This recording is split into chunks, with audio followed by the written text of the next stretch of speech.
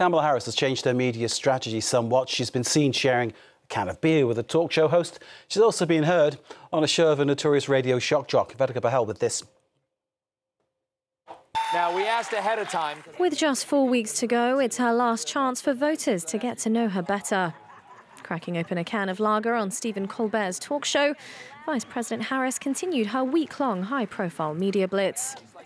Over on Howard Stern's radio show, whose listenership skews white and male, she took a mix of more hardline questions on policy, but also showed her personality. Listen, I've been the first woman in almost every position I've had. Yeah. So I believe that men and women support women in leadership. And that's been my life experience, and that's why I'm running for president. In a bid to reach every demographic, the string of appearances has included non-traditional outlets, like the Call Her Daddy podcast, a Gen Z and millennial fan favorite with Spotify's biggest female listenership. Unfortunately, Kamala Harris doesn't have anything keeping her humble. How did that make you feel? I don't think she understands that there are a whole lot of women out here who, one, are not aspiring to be humble. However, critics have argued that Harris is still introducing herself this close to the election and accuse her of being unable to align herself from Joe Biden's administration. Would you have done something differently than President Biden during the past 4 years? There is not a thing that comes to mind in terms of, and I've been a part of most of the decisions that have had impact. Yeah. Harris eventually clarified that unlike Biden, she plans to put a Republican in her cabinet.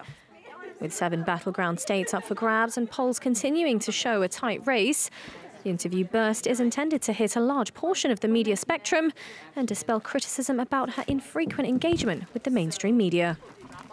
So what do we make of this? Let's bring in the problem solver, Dr Renée Carr, media psychologist, political advisor. Dr Renée, thank you for joining us here in France 24. We appreciate your time. The floor is yours. What do you make of this move by Kamala Harris?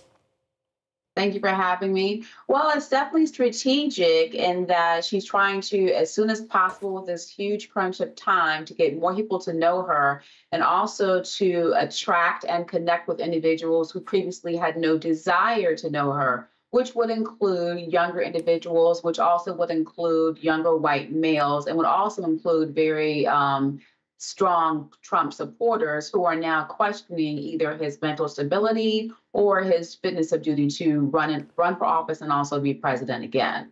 What does it reveal about Kamala Harris, though, deciding to do what she's doing right now the way she did? The drinking of the beer, the appearing with Howard Stern, for instance.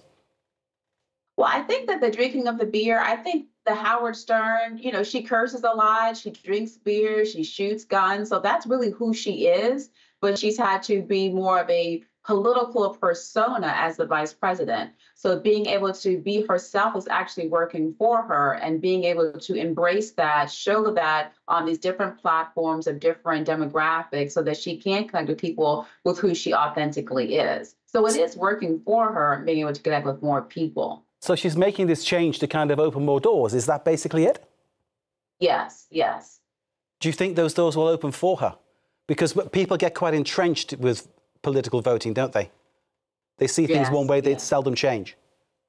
Yeah. So that would be a factor of cognitive dissonance. So if there are individuals who completely hated her and completely hated the Biden administration, then it will make her maybe seem more likable, but won't significantly change their voting for her or for anyone against Trump.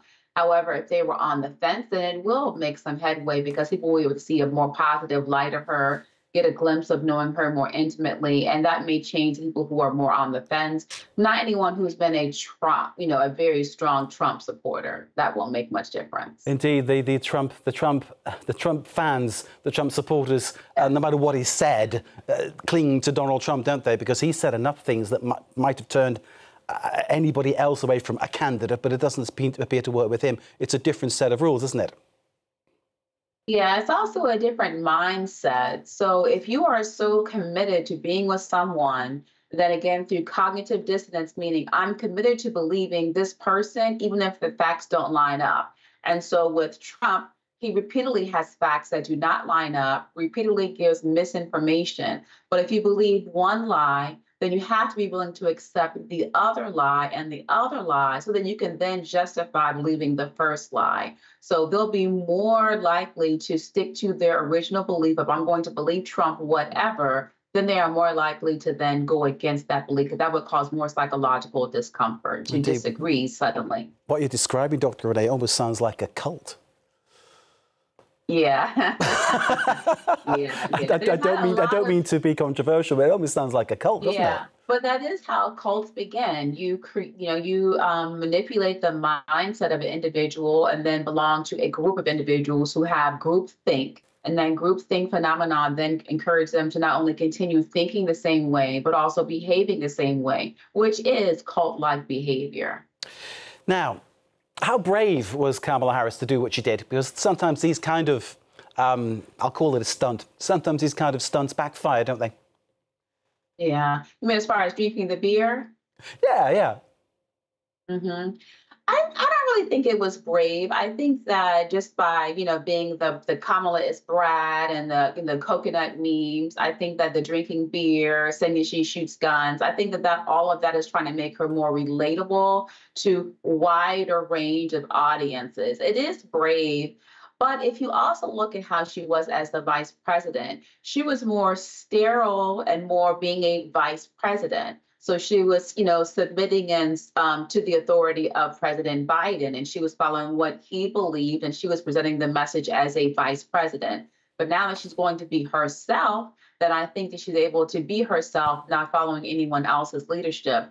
So I think it's brave that she's willing to be authentic more so than being political by maintaining a persona as vice president that wasn't how she truly was for the majority of her career. Dr. Renée Carr, thank you very much for joining us. I do hope you will join us again for more discussions about how this campaign is going. A pleasure having you here in France 24. Thank you very much indeed. We will continue, of course, to chart all developments of the campaign between now and voting day, November the 5th.